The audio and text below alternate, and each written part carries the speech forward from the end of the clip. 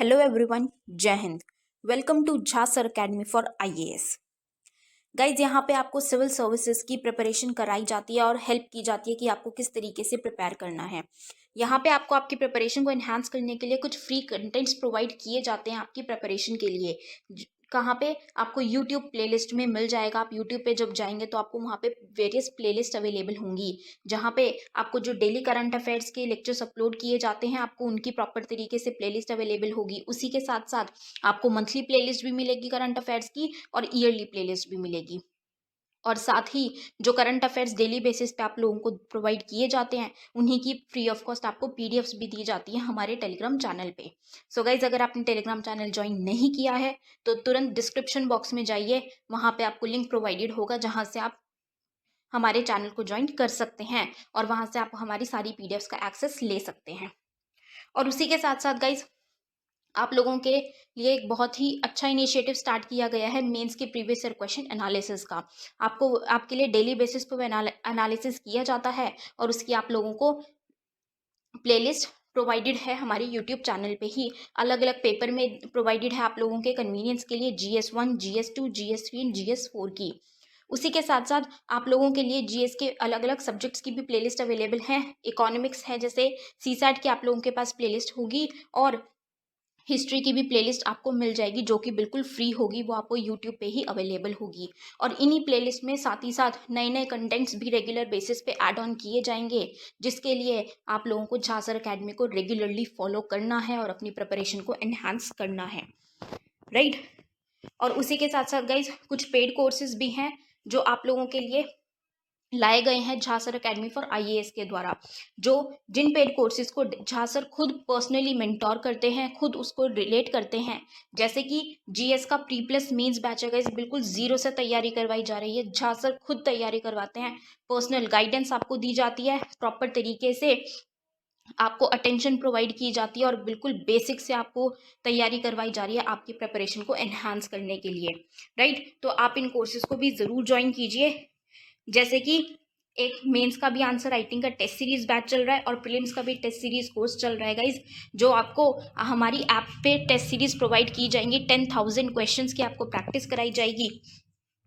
वो 10,000 क्वेश्चंस आपको कहाँ पे अवेलेबल होंगे? Jha sir academy for IAS की वेबसाइट पे भी अवेलेबल है और हमारा एक ऐप भी है Jha sir academy for IAS.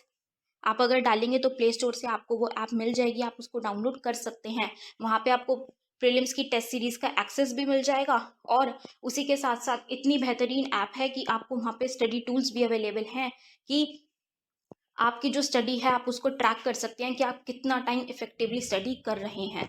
तो इस ऐप को गाइज ज़रूर ज्वाइन कीजिएगा, डाउनलोड कीजिएगा और वेबसाइट भी अवेलेबल है। उस वेबसाइट पे भी आप जाके सब कुछ एक्सेस कर सकते हैं जो कि ऐप पे अवेलेबल है, right. So guys, Jha sir academy को रेगुलरली फॉलो करते रहिएगा। हेलो एवरीवन, जय Hind. Welcome to Jha sir academy for IAS. Guys, हम कर रहे हैं ज्योग्राफी की एनसीईआरटी क्लास 9th और क्लास 9th की एनसीईआरटी का हम लास्ट चैप्टर पे हम पहुंच चुके हैं, जो है chapter 5 natural vegetation and wild life. बहुत ही इंटरेस्टिंग और बहुत अच्छा चैप्टर और इजी भी है और इजी के साथ साथ इम्पॉर्टेंट भी है, ठीक है। तो एक बार थोड़ा सा रिकॉल कर लेते हैं कि हमने लास्ट क्लास में क्या पढ़ा था, लास्ट लेक्चर में, उसको थोड़ा सा रिकॉल कर लेते हैं। उसके बाद हम आगे के हमने types of vegetation I think start कर दिया था, ट्रॉपिकल एवरग्रीन फॉरेस्ट तक हमने पढ़ा था। उसके आगे के हम फॉरेस्ट और वाइल्ड लाइफ के बारे में बात करेंगे और आज ये हमारी क्लास 9th की एनसीईआरटी ज्योग्राफी की कंप्लीट हो जाएगी चैप्टर 5 के वाइंड अप होने पे, ठीक है। तो आज हम इसको वाइंड अप कर देंगे, फिर हम 10th क्लास की एनसीईआरटी को उठाएंगे, ठीक है। तो लेट्स स्टार्ट विद इट।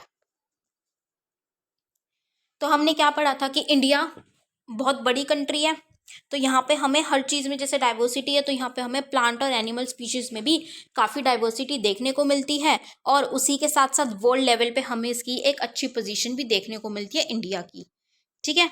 उसके बाद नेचुरल वेजिटेशन हमने पढ़ा था। नेचुरल कौन सा है? जहाँ पे ह्यूमन की इंटरफेरेंस नहीं होती काफ़ी टाइम तक, और वहाँ पे जो वेजिटेशन ग्रो होती है वो नेचुरली ही ग्रो होती है, ठीक। जहाँ पे ह्यूमन की इंटरवेंशन रहती है वो वेजिटेशन होती है, नेचुरल वेजिटेशन नहीं होती। ठीक है। फ्लोरा और फोना क्या होता है? फ्लोरा प्लांट्स के लिए यूज किया जाता है और फोना किसके लिए यूज किया जाता है? एनिमल्स के लिए। अब क्यों ये डाइवर्सिटी है उसके हमने फैक्टर्स की बात की थी कि लैंड की वजह से, कि भाई लैंड किस तरीके की है उसकी वजह से होता है कि भाई प्लेन्स पे है, माउंटेन पे है, या ड्राई है, ड्राई रीजन में लाई कर रही है या वेट रीजन में लाई कर रही है, तो उसके बेसिस पे वो डिपेंड करता है। ठीक है। फिर हमने सॉइल की बात की थी कि सैंडी सॉइल है, वेट सॉइल है, मार्शी सॉइल है, उसके बेसिस पे डिपेंड करता है कि जिस तरीके की मिट्टी है, जिस तरीके की सॉइल है, उसी तरीके की हमें वेजिटेशन भी देखने को मिलेगी। उसके बाद हमने क्लाइमेट की बात की थी कि टेम्परेचर जहाँ पे ज़्यादा अच्छा टेम्परेचर होगा, जैसे ट्रॉपिकल एरिया है, एरियाज के बेसिस पे, ठीक है, या ऑल्टीट्यूड पे कैसा होगा, तो उसकी वजह से, टेम्परेचर की वजह से हमें क्या देखने को मिलता है कि वेजिटेशन में फर्क आएगा, कि ट्रॉपिकल एरियाज और पोलर एरियाज में हमें डिफरेंस देखने को मिलेगा। ठीक है। प्रेसिपिटेशन लेवल की वजह से हमें डिफरेंस देखने को मिलेगा। उसके बाद हमने फोटो पीरियड, सनलाइट की बात की थी, सूरज की किरणों की, कि सनलाइट जहाँ पे जितनी ज्यादा पड़ेगी उसके बेसिस पे, कि जैसे लैटिट्यूड है तो ट्रॉपिकल में ज्यादा सनलाइट है, पोलर एरियाज में कम है, तो उसमें फर्क है। ऑल्टीट्यूड में, ऊंचाई पे क्या होगी? कम सनलाइट होगी, बजाय की जो अ, कम ऊंचाई पे है, तो उसकी वजह से हमें डिफरेंस देखने को मिलेगा।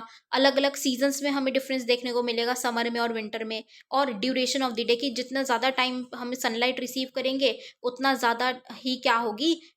वेजिटेशन अच्छी होगी। ट्रीज क्या होते हैं समर में, क्योंकि ज़्यादा सनलाइट होती है तो बहुत जल्दी जल्दी ग्रो करते हैं, तो सनलाइट की वजह से है।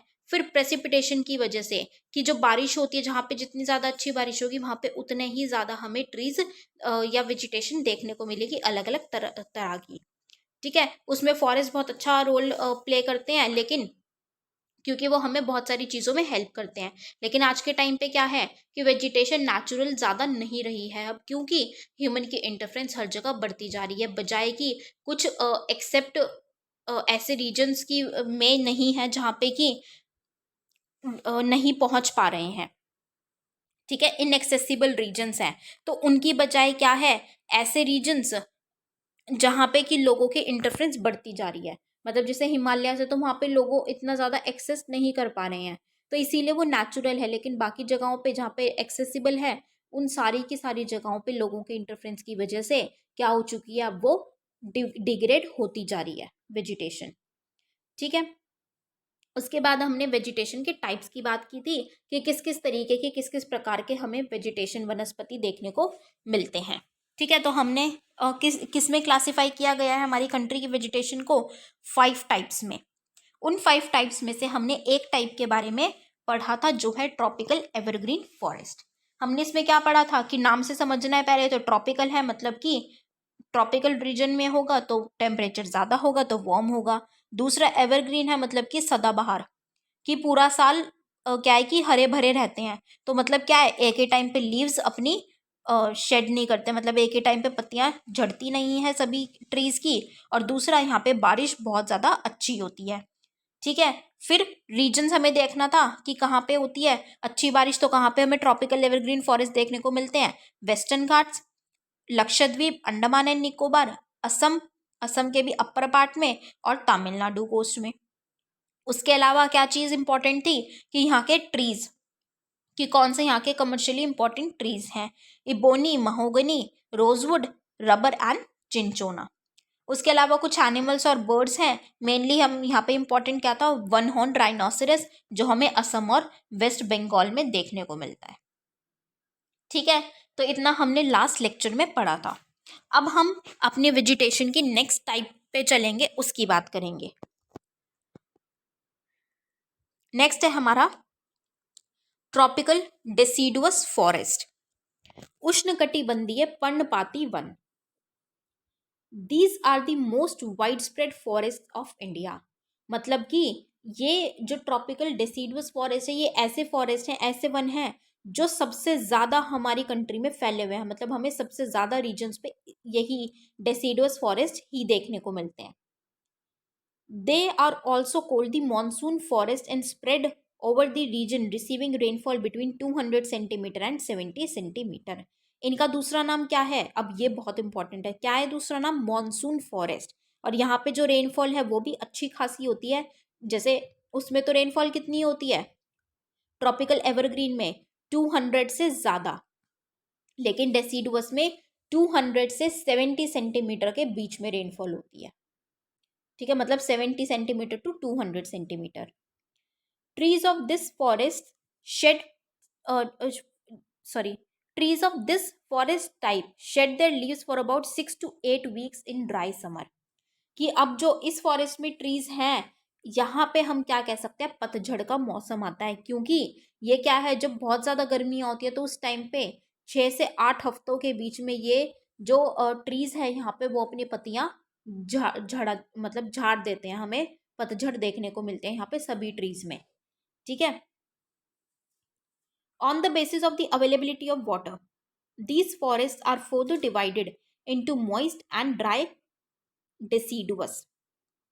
कि पानी जिस हिसाब से मिलता है, क्योंकि पानी अब रेनफॉल तो होती है यहाँ पे अच्छी मिल जाती है रेनफॉल, तो उसकी वजह से इन फॉरेस्ट को हम क्या कह सकते हैं, मॉइस्ट एंड ड्राई। क्यों मॉइस्ट एंड ड्राई क्यों कहेंगे हम यहाँ पे, क्योंकि रेनफॉल देखिए कि कितनी ज़्यादा रेनफॉल दे रखी है, 70 सेंटीमीटर टू 200 सेंटीमीटर। अब ऐसी जगहों पे इसका क्या मतलब है कि ऐसे भी फॉरेस्ट होंगे जहाँ पे 70 सेंटीमीटर रेनफॉल होगी, और ऐसे भी फॉरेस्ट होंगे जहाँ पे 200 सेंटीमीटर रेनफॉल होगी। तो क्या वो रीजन सेम होंगे, या जो फॉरेस्ट होंगे वो सेम होंगे जहाँ पे 70 सेंटीमीटर की बारिश हो रही है और जहाँ पे 200 सेंटीमीटर बारिश हो रही है? नहीं, 130 सेंटीमीटर का फर्क है भाई, बहुत ज़्यादा फर्क हो गया। तो क्या है, इसीलिए इनको डिवाइड किया गया कि जो 200 सेंटीमीटर जहाँ पे बारिश हो रही है वो तो बहुत वेट होंगे, मॉइस्ट होंगे फॉरेस्ट। ठीक है, और जहाँ पे 70 सेंटीमीटर है, इसका मतलब वहाँ पे उतनी ज़्यादा मतलब बहुत ज़्यादा रेनफॉल नहीं हो रही है, बारिश तो हो रही है सही, लेकिन बहुत ज़्यादा नहीं हो रही, तो वो थोड़े से ड्राई होंगे। तो इसीलिए इसको क्या किया गया, डिवाइड किया गया, मॉइस्ट डेसिडुअस फॉरेस्ट मतलब जहाँ पे रेनफॉल ज़्यादा है, और ड्राई डेसिडुअस फॉरेस्ट जहाँ पे कम हो रही है रेनफॉल। ठीक है, the former is found in areas receiving rainfall between 200 and 100 centimetre. मतलब कि मॉइस्ट डेसिडुअस को किस तरीके से इन्होंने अलग किया कि मॉइस्ट डेसिडुअस फॉरेस्ट वो है जहाँ पे बारिश 100 सेंटीमीटर से 200 सेंटीमीटर के बीच में हो रही है, और जहाँ पे 100 सेंटीमीटर से नीचे की बारिश हो रही है वो कौन से में आ गई फिर ऑटोमेटिकली, ड्राई डेसिडुअस फॉरेस्ट में। ठीक है, these forests exist therefore mostly in the eastern part of the country, northeastern states, along the foothills of the Himalayas, Jharkhand, West Odisha, Chhattisgarh, and on the eastern slopes of the Western Ghats। ठीक है, मतलब कि ये जो forest हैं ये सबसे ज़्यादा हमें कहाँ देखने को मिलते हैं, ईस्टर्न पार्ट में, जो हमारी कंट्री का ईस्टर्न पूर्वी भाग है वहाँ पे क्या है, मतलब ज़्यादातर नॉर्थ ईस्ट स्टेट्स में। ठीक है, हिमालयास के फुट हिल्स पे मतलब हिमालयास के नीचे उधर, और झारखंड है, उड़ीसा है, वेस्ट उड़ीसा इनफैक्ट, छत्तीसगढ़ है, और वेस्टर्न घाट्स के। अब हमने क्या बात की थी कि वेस्टर्न घाट्स में क्या होता है कि जो साउथ वेस्ट मानसून जब टकराता है वेस्टर्न कोस्ट से, कोस्ट पे आता है, तो वो वेस्टर्न घाट्स के माउंटेन से जो पर्वत है उनसे टकराता है। तो उधर क्या होती है कि वेस्ट साइड पे बारिश होती है, लेकिन ईस्ट साइड पे बारिश नहीं होती, उससे इतनी ज़्यादा नहीं होती, ईस्ट साइड पे बारिश कम होती है कंपैरेटिवली। तो वो जो ईस्टर्न कोस्ट है, अभी ईस्टर्न साइड है, वहाँ पे क्या है, वो किस में आता है, ट्रॉपिकल डेसिडुअस में। तो अब यहाँ से क्या हो गया, बिल्कुल हम अलग कर सकते हैं कि अगर ये पूछा जाए, ये बोला जाता है ना अगर, कि स्टेटमेंट दे दिया कि ट्रॉपिकल एवरग्रीन फॉरेस्ट में, मान लीजिए ट्रॉपिकल एवरग्रीन फॉरेस्ट में जो रेनफॉल है मतलब या फिर जो एरिया आता है वो कौन कौन से हैं, वेस्टर्न घाट्स। तो हम वहाँ पे उसको सही नहीं करेंगे, क्योंकि पूरे के पूरे वेस्टर्न घाट में नहीं आती है बारिश। मतलब पूरे के पूरे वेस्टर्न घाट में हमें ट्रॉपिकल एवरग्रीन फॉरेस्ट नहीं देखने को मिलता। वो हमें कहाँ देखने को मिलता है, वेस्टर्न घाट्स के वेस्ट साइड पे, और वेस्टर्न घाट के ईस्ट साइड पे हमें ट्रॉपिकल डेसिडुअस फॉरेस्ट देखने को मिलते हैं, क्योंकि वहाँ पे बारिश कंपैरेटिवली कम होती है, क्योंकि वो लीवर्ड साइड हो जाती है। ठीक, teak is the most dominant species of this forest. मतलब कि जो ट्री है, कौन सा ट्री सबसे ज़्यादा होता है ट्रॉपिकल डेसिडुअस फॉरेस्ट में, टीक। उसके अलावा कौन से ज़्यादा कमर्शियली इम्पॉर्टेंट है, मतलब जो परचेज सेल के लिए जो ट्रीज ज़रूरी हैं, इम्पॉर्टेंट हैं, वो कौन से हैं? बैम्बूज, साल, शीशम, सैंडलवुड, खैर, कुसुम, अर्जुन एंड मलबेरी। तो ये याद रखने हैं, ठीक है। The dry deciduous forest are found. अब ड्राई डेसिडुअस वही, अब क्या है, हमें रेंज पता है 70 to 200 की बात हुई थी। अब 100 to 200 में कौन सी आ गई? Moist deciduous. तो ड्राई कौन से में आएंगे? 70 to 100 सेंटीमीटर में। These forest are found in the rainier parts of the peninsular plateau and the plains of Bihar and Uttar Pradesh. अब ये कहाँ पे है कि जो पेनिनसुलर प्लेट्यू में जिन जिन जगहों पे बारिश आती है वहां पे, और बिहार और यूपी के प्लेन्स में हमें ये ड्राई डेसिडुअस फॉरेस्ट देखने को मिलते हैं। देर आर ओपन स्ट्रेचेस, मतलब खुले होते हैं, जहाँ पे हमें कौन से ट्रीज देखने को मिलते हैं? टीक, साल, पीपल और नीम, वो उगते हैं वहाँ पे। A large part of this region has been cleared for cultivation and some parts are used for grazing. अब ये जो ड्राई डेसिडुअस फॉरेस्ट का रीजन है, ये ज़्यादा से ज़्यादा क्या कर दिया गया है? काफ़ी क्लियर कर दिया, साफ कर दिया कल्टीवेशन के लिए, और जो बचा हुआ है वो ग्रेजिंग पर्पजेस के लिए यूज़ किया जाता है। In these forest the common animals found are lion, tiger, pig, deer and elephant. ठीक है, एनिमल्स मिलते हैं। और बर्ड्स कौन कौन से मिलते हैं? मतलब अलग अलग तरीके की बर्ड्स, लिजर्ड, स्नेक्स और टॉर्टोइजेस भी यहाँ पे मिलते हैं। ठीक है, तो ट्रॉपिकल डेसिडुअस फॉरेस्ट में हमें क्या क्या चीज़ें याद रखनी है? सबसे पहला, अब ट्रॉपिकल है तो ऑब्वियसली टेम्परेचर तो वार्म ही होगा। दूसरा, रेनफॉल की बात की थी तो रेनफॉल यहाँ पे कितनी होती है? 70 to 200। अब 70 to 200 आ गया तो वहीं पे डिवाइड कर दो कि मॉइस्ट और ड्राई में डिवाइड कर दिया। 100 to 200 मॉइस्ट में आ गया, 70 to 100 का आ गई ड्राई में। ठीक, उसके बाद अब ये जो अपनी लीव्स हैं वो एक ही टाइम पे, जब बहुत ज़्यादा गर्मियाँ आती हैं तो उस टाइम पे अपनी लीव्स शेड करती है, मतलब कि पतझड़ होती है 6 से 8 हफ्तों में। ठीक है, फिर वो एरियाज हमें याद करने की, कहाँ पे हमें wet deciduous moist deciduous forest देखने को मिलता है और कहाँ पे हमें ड्राई डेसिडुअस फॉरेस्ट देखने को मिलते हैं। ठीक है, उसके अलावा हमें क्या याद रखना है कि ट्रीज कौन कौन से इंपॉर्टेंट हैं? टीक, साल, शीशम, बेम्बू, मलबेरी, खेर, अर्जुन, कुसुम, सैंडलवुड। ठीक है, और ड्राई डेसिडुअस में भी कौन से हैं? वो भी डेसिडुअस में ही आएंगे। कौन से हैं? टीक, साल तो हमें मॉइस्ट में भी देखने को मिल रहा है, और पीपल और नीम।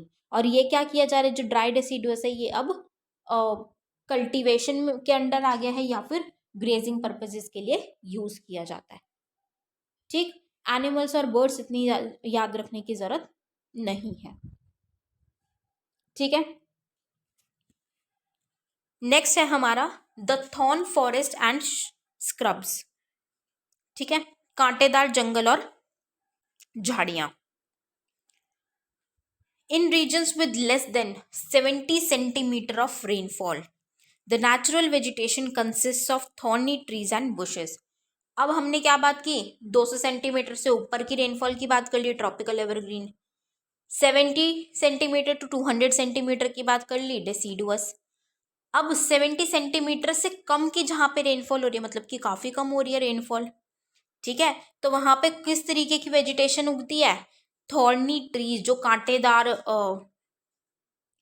पेड़ हैं, और बुशेस, झाड़ियाँ, वो देखने को मिलती हैं हमें। This type of vegetation is found in the north western part of the country. कहाँ पे होती है? मेनली नॉर्थ वेस्टर्न पार्ट में। ठीक है, जहाँ पे गुजरात के कुछ सेमी एरिड एरियाज हैं, राजस्थान आ जाता है, मध्य प्रदेश, छत्तीसगढ़, यूपी एंड हरियाणा। तो ये किस में आते हैं? थॉर्नी फॉरेस्ट एंड स्क्रब्स में। Acacias, palms, euphorbias and cacti are the main plant species. अब ये इंपॉर्टेंट है, कौन कौन से प्लांट स्पीशीज हैं? अकैकिया, पाम्स, यूफोर्बियास और cacti. Trees are scattered and have long roots penetrating deep into the soil in order to get moisture. अब क्योंकि यहाँ पे रेनफॉल, बारिश बहुत ज़्यादा कम होती है, तो अब जो ये जो बुशेस है या जो पेड़ हैं, इनको मॉइस्चर की ज़रूरत तो है। तो मॉइस्चर के लिए क्या करते हैं? ये थोड़े से फैले हुए होते हैं। फैले हुए क्यों होते हैं? क्योंकि अपनी जो जड़ें हैं उनको फैलाते हैं और उनको बिल्कुल ज़मीन में अंदर तक लेके जाते हैं, डीप तक लेके जाते हैं। क्यों? क्योंकि इनको मॉइस्चर की ज़रूरत होती है, नीचे तक लेके जाते हैं ताकि इनको मॉइस्चर मिल सके। The stems are succulent to conserve water. जो इनकी स्टेम्स हैं वो किस तरीके की है कि वो जो पानी है, जो मॉइस्चर है, उसको कंजर्व करके रखती हैं, मतलब कि ट्रांसपिरेशन नहीं करने देती। Leaves are mostly thick and small to minimise evaporation. कि जो उसकी पत्तियां होती है वो क्या होती है, थोड़ी सी मोटी होती हैं, थिक होती हैं और बहुत छोटी छोटी होती हैं ताकि इवेपोरेशन या जो ट्रांसपिरेशन है वो ना हो पाए ज़्यादा। These forests give way to thorn forest and scrubs in arid areas. अब ये जो तरह के फॉरेस्ट होते हैं, ये जो सूखे एरियाज होते हैं जहाँ पे बारिश कम होती है, वहाँ पे किस तरीके के थॉर्नी फॉरेस्ट और स्क्रब्स हमें देखने को मिलते हैं, कांटेदार पेड़ और झाड़ियाँ। In these forests, the common animals are rats, mice, rabbits, fox, wolf, tiger, lion, wild ass, horses and camels. ये हमें कहाँ पे थॉर्न फॉरेस्ट एंड स्क्रब्स में देखने को मिलते हैं। ठीक है, तो ज़्यादा नहीं है इसमें, सिंपल चीज़ सी चीज़ है। क्या है? थॉर्नी से ही पता चल रहा है। थॉर्नी फॉरेस्ट कौन से होंगे? जहाँ पे बारिश बहुत कम हो रही है, 70 सेंटीमीटर से कम की बारिश है। ठीक है, कहाँ पे? जहाँ पे सूखा होगा, बारिश ज़्यादा नहीं है, तो थोड़ा सा नॉर्थ वेस्टर्न पार्ट्स में पड़ती है। ठीक है, उन स्टेट्स में, गुजरात, राजस्थान, हरियाणा, यूपी, एमपी, छत्तीसगढ़, उन रीजन्स में हमें ये देखने को मिलता है। मेन प्लांट स्पीशीज कौन से हैं? अकेकिया, पाम्स, यूफोर्बियाज और कैक्टाई। फिर क्योंकि बारिश कम है तो जो ट्रीज हैं वहाँ पे या जो प्लांट्स हैं उनको मॉइस्चर तो चाहिए, तो इसके लिए वो फैले हुए और अपनी जड़ों को बिल्कुल नीचे तक लेके जाते हैं, वो बहुत डीप तक लेके जाते हैं अपनी जड़ों को। ठीक, और वो क्या है, जो पत्तियां हैं वो बहुत छोटी होती है ताकि इवेपोरेशन ना हो पाए। ठीक, वाटर को कंजर्व करने के लिए। ठीक है, तो ये हमें थॉर्नी फॉरेस्ट एंड स्क्रब्स में देखने को मिलता है। उसके बाद आता है नेक्स्ट मॉन्टेन फॉरेस्ट। अब ये मॉन्टेन इसी से पता चल रहा है, मॉन्टेन मतलब माउंटेन, माउंटेनियस रीजन्स में हमें देखने को मिलते हैं। ठीक है, in mountainous areas the decrease in temperature with increasing altitude leads to the corresponding change in natural vegetation.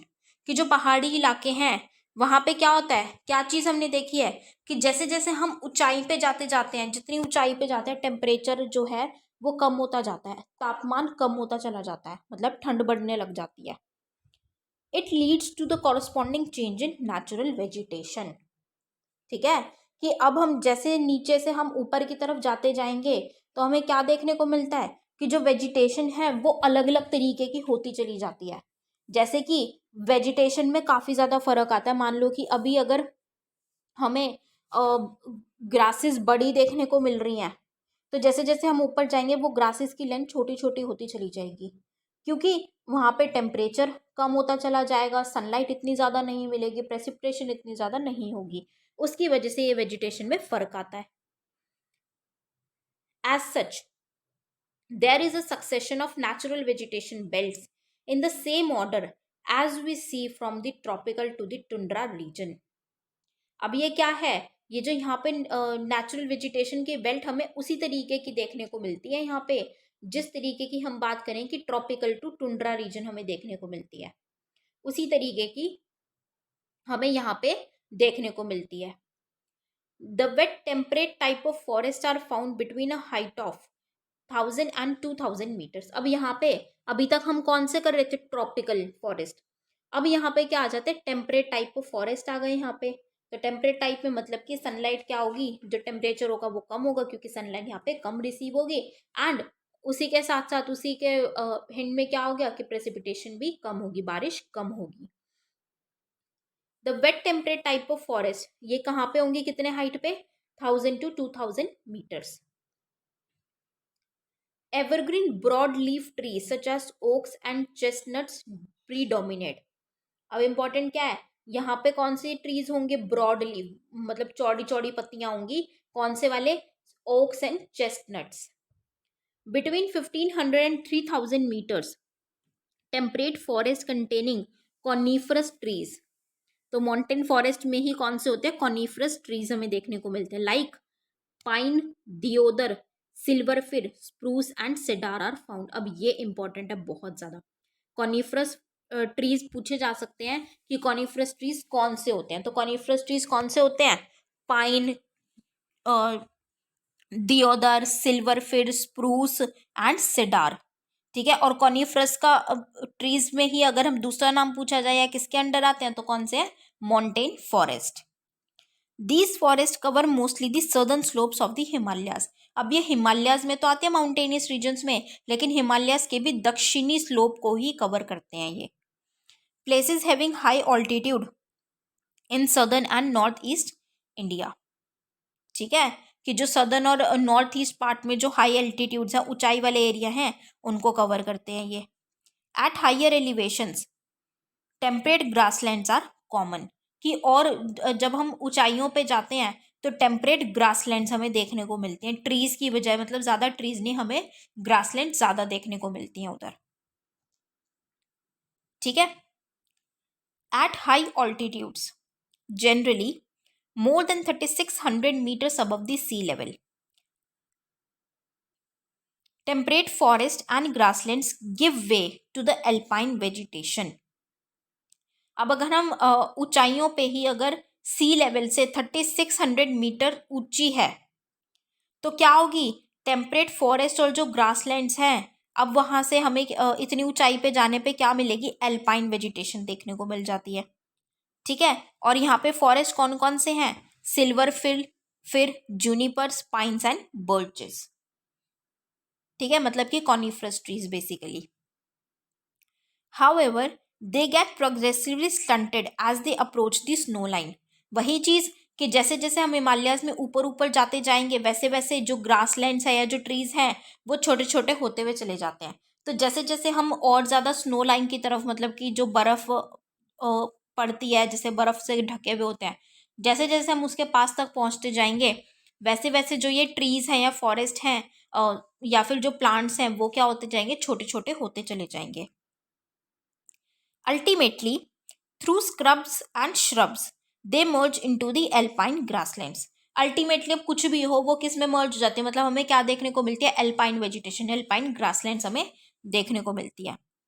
These are used extensively for grazing by nomadic tribes like the Gujjars and Bakarwals. बहुत ही important point है, Gujjars and बकरवाल्स किधर होते हैं, हमें mainly Jammu Kashmir में देखने को मिलते हैं। जम्मू कश्मीर की हमें नोमैडिक ट्राइब देखने को मिलती है।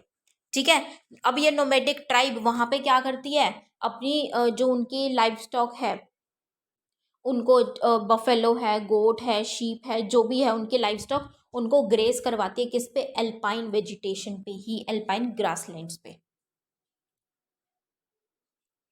Eight higher altitudes mosses and lichens form part of tundra vegetation. अब और ऊंचे अगर हम जाएंगे तो वो क्या आ जाती है फिर, टुंड्रा वेजिटेशन। अब क्या ही थी, एल्पाइन वेजिटेशन, कि ग्रासलैंड है, ट्रीज हैं, श्रब्स हैं, स्क्रब्स हैं, वो उससे और ऊंचाई पे जाने पे एल्पाइन वेजिटेशन आ गई। अब और ऊंचाई पे जाएंगे तो क्या आ जाएगी, टुंड्रा वेजिटेशन। ठीक है, वहां पे हमें कौन सी देखने को मिलते हैं, किस तरीके के, मॉसिस और lichens.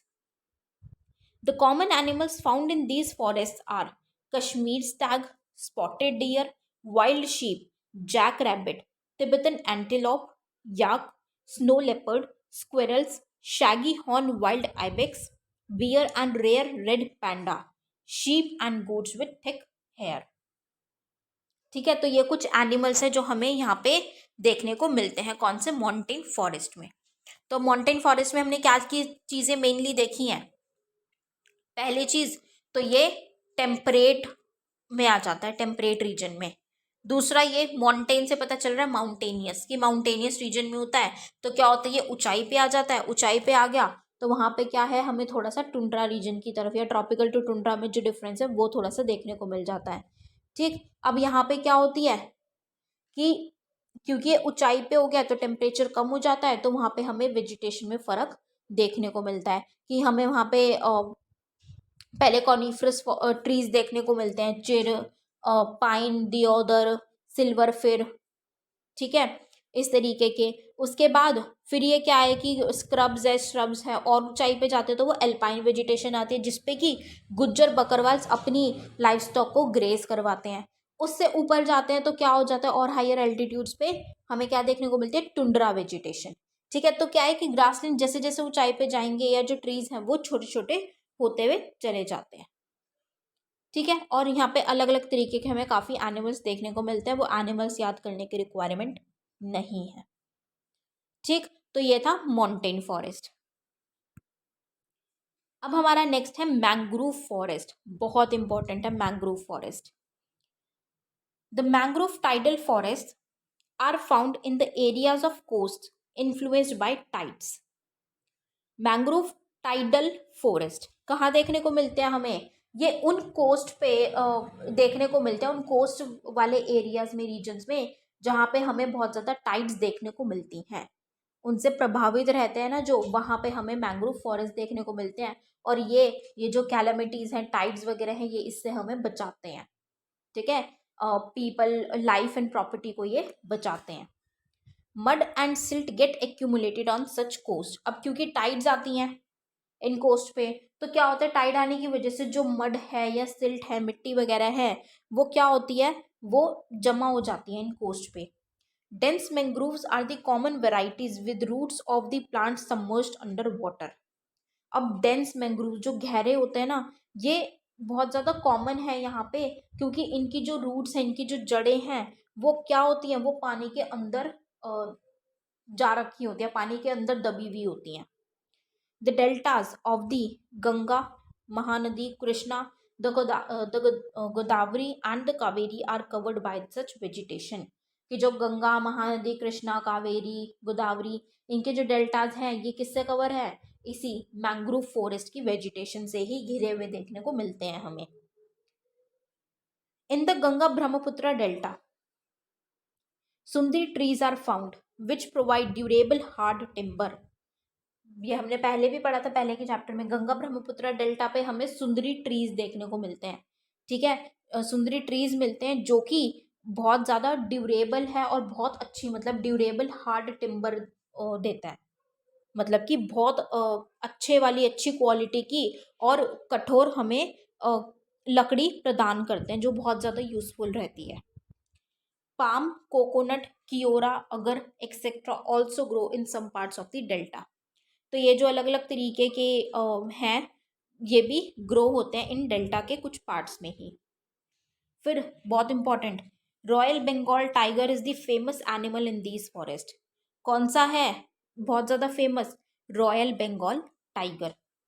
Turtles, crocodiles, gharials and snakes are also found in these forest. क्या मिलते हैं इन फॉरेस्ट में, इन वनों में, turtle, crocodiles, gharials and snakes बहुत ज़्यादा कॉमन है, ये वहाँ पे मिलते हैं। ठीक है, तो ये क्या था, ये हमारा मैंग्रोव फॉरेस्ट था। मैंग्रोव जो हम जानते हैं बहुत ज़्यादा इंपॉर्टेंट है, सोल्ट वाटर मार्शी एरियाज में होता है, कोस्ट पे होता है। ठीक है, वहाँ पे ये क्या है कि जड़ें इसकी पानी के अंदर हमें देखने को मिलती हैं, और रॉयल बंगाल टाइगर यहाँ हमें देखने को मिलता है। और क्या होती है, डेल्टाज, जो वेरियस रिवर्स का, गंगा, गोदावरी, महानदी, कृष्णा, कावेरी और गंगा ब्रह्मपुत्र डेल्टा पे सुंदरी ट्रीज भी हमें देखने को मिलता है, जो कि इसी के हैं, जो कि क्या करती है, अच्छी हमें लकड़ी प्रदान करती है। ठीक है, तो ये है हमारे मैंग्रोव फॉरेस्ट। तो यहाँ पे हमारी क्या फिनिश हुई, types of vegetation.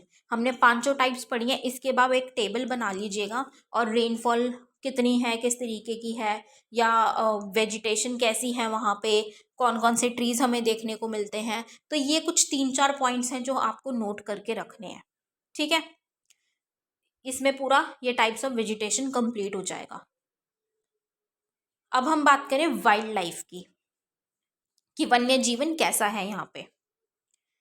Like it's flora, India is also rich in its फोना। वो हमने बात करी स्टार्टिंग में कि यहाँ पे प्लांट स्पीशीज भी काफ़ी अच्छी हैं और काफ़ी डाइवर्सिटी देखने को मिलती है। सिमिलरली जो एनिमल स्पीशीज है उसके भी हमें काफ़ी डाइवर्सिटी देखने को मिलती है इंडिया में। It has approximately 90,000 animal species. ठीक है, the country has about 2,000 species of birds. They constitute 13% of the world's total. कि 2000 स्पीशीज बर्ड्स की देखने को मिलती हैं हमें, और पूरे वर्ल्ड की हमें 13% यहीं पे देखने को मिलते हैं एनिमल स्पीशीज या bird species. There are 2546 species of fish which account for nearly 12% of the world stock. कि जो फिश है वो कितनी है हमारे पास, उसकी वैरायटी किस हिसाब से है कि पूरे दुनिया भर की 12% हमारी कंट्री में है। It also shares between 5 and 8% of the world's amphibians, reptiles and mammals. ठीक है, कि 5 से 8% के बीच में जो पूरे वर्ल्ड के एम्फीबियंस, रेप्टाइल्स, मैमल्स है वो भी हमें इंडिया में ही देखने को मिलता है। मतलब कि काफी रिच डाइवर्सिटी हमें देखने को मिलती है। The elephants are the most majestic animals among the mammals. Mammals में सबसे ज्यादा अच्छे कौन से हैं या सबसे ज्यादा majestic? Elephants. They are found in the hot wet forest of Assam, Karnataka and Kerala. तो एलिफेंट्स, अब ये इंपॉर्टेंट है, हमें कहाँ कहाँ देखने को मिलते हैं? असम, केरल और कर्नाटक में। वन हॉर्न राइनोसेरस जो हमने बात की थी अभी, वन हॉर्न राइनोसेरस कहाँ कहाँ मिलते हैं? असम और वेस्ट बंगाल में। Arid areas of the Rann of Kutch and the Thar desert are the habitat of for wild ass and camels respectively. कि रन ऑफ कच्छ में हमें वाइल्ड एस देखने को मिलता है और थार डेजर्ट में कैमल्स देखने को मिलते हैं। इंडियन बाइसन, नील गाय मतलब ब्लू बुल, चौसिंगा, चौसिंगा मतलब चौ मतलब फोर, सिंगा मतलब उसके हॉर्न्स है, सींग है, तो four horn antelope, gazelle and different types of deer, different species of deer are some other animals found in India. मतलब ये अलग अलग तरीके के एनिमल्स हैं जो हमारी इंडिया में हमें देखने को मिलते हैं। It also has several species of monkeys. Monkeys की भी हमें अलग अलग प्रजातियां देखने को मिलती हैं यहाँ पे। ठीक है, India is the only country in the world that has both tigers and Lions. बहुत इंपॉर्टेंट है ये। इंडिया एक लौती ऐसी कंट्री है जिसमें लायंस और टाइगर्स दोनों ही हमें देखने को मिलते हैं। ठीक है, और लायन के लिए कौन कौन सी जगह फेमस है? गिर फॉरेस्ट इन गुजरात, वो फेमस है एशियाटिक लायंस के लिए। Tigers are found in the forest of Madhya Pradesh, the Sundarbans of West Bengal and the Himalayan region. Tigers कहाँ कहाँ मिलते हैं ये भी इंपॉर्टेंट है। वेस्ट बंगाल में, मध्य प्रदेश में और हिमालयाज में, हिमालयन रीजन्स में। Leopards too are members of the cat family, they are important among animals of prey. लेपर्ड्स भी हमें देखने को मिलते हैं यहाँ पे, और इंपॉर्टेंट किसमें है? Prey animals, animals of pray.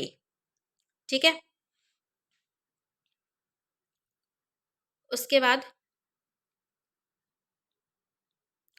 The Himalayas harbour a hardy range of animals which survive in extreme cold. अब हिमालयाज है, ऊंचाई वाला एरिया हमें देखने को मिल गया, तो ऊंचाई पे है तो टेम्परेचर वहां पे कम होगा, ठंडा मौसम हमें देखने को मिलता है, ठंडक होती है वहां पे।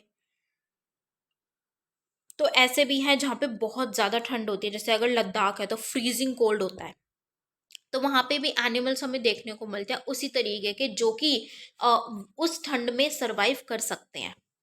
जैसे Ladakh freezing high altitudes are a home to yak, the shaggy horned and the shaggy horned wild ox weighing around 1 ton, the Tibetan antelope, the bharal, blue sheep, wild sheep, and the kiang, Tibetan wild ass. Further, the ibex, bear, snow leopard, and red panda are found in certain pockets. कि लद्दाख में जहाँ पे बहुत ऊंचाई पे बहुत ज़्यादा ठंड होती है वहाँ पे हमें देखने को मिलते हैं याक वहाँ रहता है। ठीक है, शैगी होन्ड वाइल्ड ऑक्स है, या जो हमने एनिमल्स की बात की, तिब्बतन एंटेलोप है, भराल है, वाइल्ड शीप है, कियांग है, ये हमें वहाँ पे देखने को मिलते हैं। ठीक है, जो कि उस टेम्परेचर में, उस रीजन में, उस क्लाइमेटिक कंडीशन से सर्वाइव कर पाते हैं। In the rivers, lakes and coastal areas turtles, crocodiles, and gharials are found. The latter is the only representative of a variety of crocodile found in the world today. मतलब कि जो भी नदियां हैं, झीलें हैं और तटीय क्षेत्र हैं, वहाँ पे हमें अलग अलग तरीके के कछुए, टर्टल्स, क्रोकोडाइल, मगरमच्छ और घड़ियाल भी देखने को मिलते हैं। तो क्या ये वही डाइवर्सिटी हमें देखने को मिल रही है कि region to region, place to place वो भी डिफर करती जा रही है।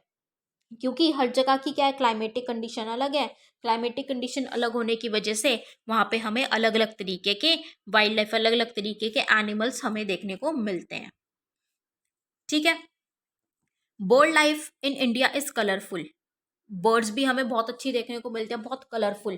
Peacocks, pheasants, ducks, parakeets, cranes and pigeons are some of the birds inhabiting the forest and wetlands of the country. ये कुछ बर्ड्स हैं, बहुत सुंदर सुंदर हैं। ये कुछ बर्ड्स हैं जो हमें देखने को मिलती हैं। We have selected our crops from a biodiverse environment, that is from the reserve of edible plants.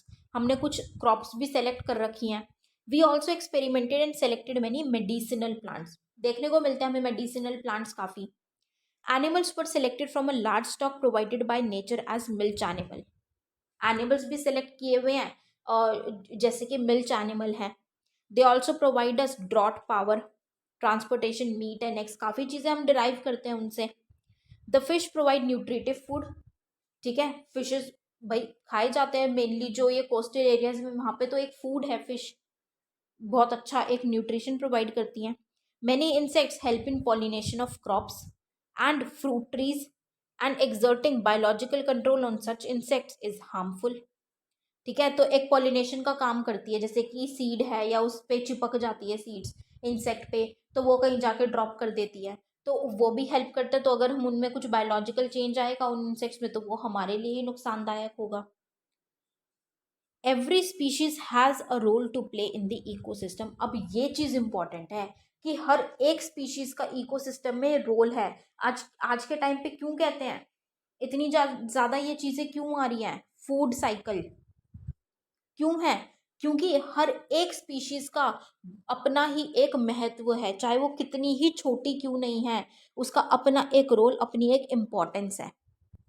ठीक है, इसीलिए हर एक स्पीशीज को रिस्पेक्ट करना, कंजर्व करना बहुत ही ज़्यादा ज़रूरी है. Hence conservation is essential. As has been mentioned earlier, due to excessive exploitation of plant and animal resources by human beings, the ecosystem has been disturbed. ये बात की थी कि बहुत ज़्यादा एक्सेसिव एक्सप्लॉइटेशन किया जा रहा है, जैसे कि कल्टीवेशन इंक्रीज किया जा रहा है इनका, एनिमल्स का. अब हम बहुत ज़्यादा करंट अफेयर्स में क्या चीज़ पढ़ते हैं, ह्यूमन वाइल्ड लाइफ कॉन्फ्लिक्ट. क्यों होता है, क्योंकि हम उनका घर छीन रहे हैं. वो जंगलों में रहते हैं, पेड़ फॉरेस्ट में रहते हैं, हम उनके फॉरेस्ट, अगर हम उनका घर ही काट देंगे, जंगल को अगर हम काट देंगे, तो वो क्या करेंगे, उनको खाना नहीं मिलेगा तो वो बाहर आएंगे. उनका घर कट गया, जंगल कट गए, तो फिर वो बाहर आएंगे. तो उस तरीके से हमें वो कॉन्फ्लिक्ट देखने को मिल रहा है, जिससे अभी जो प्लांट्स और एनिमल्स हैं ये बहुत ज़्यादा डिस्टर्ब हुए हैं, पूरा इकोसिस्टम हम डिस्टर्ब कर रहे हैं. About 1300 plant species are endangered and 20 species are extinct. बेशक से वैरायटी बहुत ज़्यादा है, डाइवर्सिटी है, लेकिन हमारी एक्सप्लॉयटेशन की वजह से 1300 प्लांट की स्पीशीज़ ऐसी हैं जो कि एंडेंजर्ड कैटेगरी में हैं, और 20 स्पीशीज़ ऐसी हैं जो एक्सटिंक्ट है, मतलब कि लुप्त हो चुकी हैं. Quite a few animal species are also endangered and some have become extinct. अब कुछ एनिमल स्पीशीज़ भी ऐसी हैं जो कि एंडेंजर्ड हैं, ठीक है, और कुछ जो हैं जो कि विलुप्त हो चुकी हैं. तो इससे क्या पता चल रहा है कि हमें ध्यान देना बहुत ही ज़्यादा ज़रूरी है आज के टाइम पे. ठीक है, the main causes for this major threat to nature are hunting by greedy hunters for commercial purposes. अब जो हंटर्स हैं वो जैसे पेड़ वगैरह काटते हैं अपने कमर्शियल पर्पजेज के लिए, या एनिमल्स को उसका शिकार करते हैं.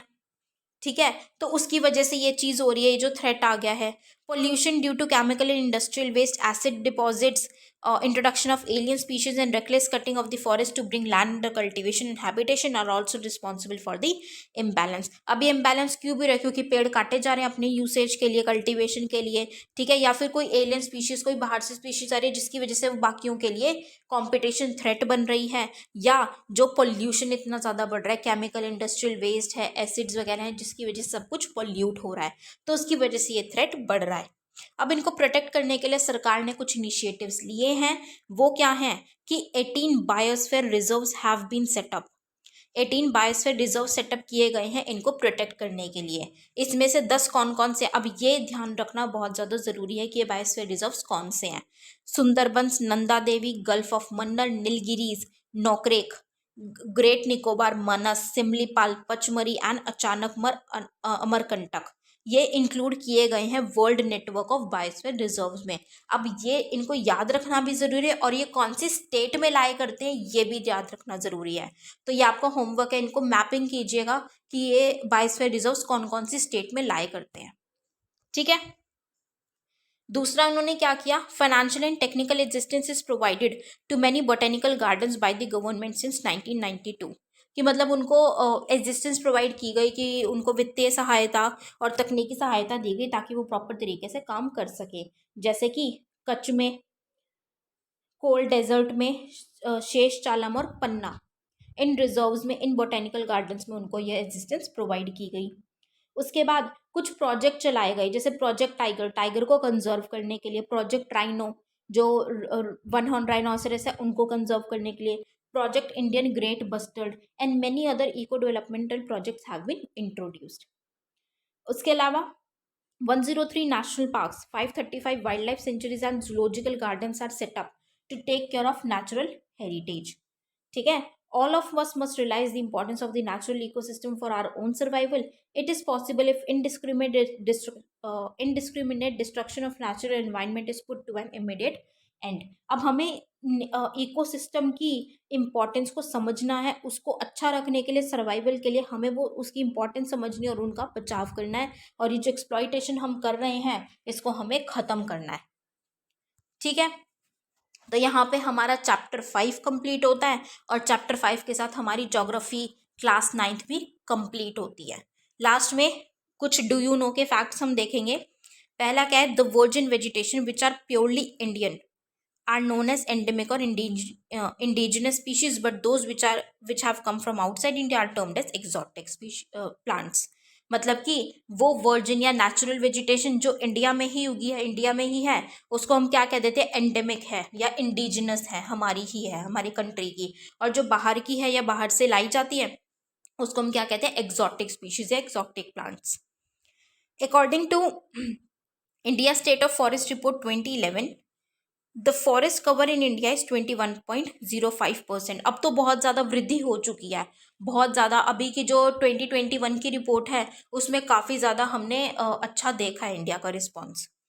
Wild life protection act was implemented in 1972 in India. जानते हैं ये हम वाइल्ड लाइफ प्रोटेक्शन एक्ट बहुत इंपॉर्टेंट एक्ट है, 1972 में इम्प्लीमेंट कर दिया गया था प्रोटेक्ट करने के लिए। ठीक है। So with this we have wind up finished our geography class 9th। अब कोई भी प्रॉब्लम हो किसी भी चैप्टर में, किसी भी चीज़ में, किसी भी कॉन्सेप्ट में, तो आप कमेंट सेक्शन में पूछ सकते हैं बिना कोई दिक्कत के, right. So let's end up this chapter here. अब नेक्स्ट लेक्चर से हम ज्योग्राफी की क्लास 10th की NCERT स्टार्ट करेंगे। So thank you so much guys. Have a great day ahead. Jai Hind.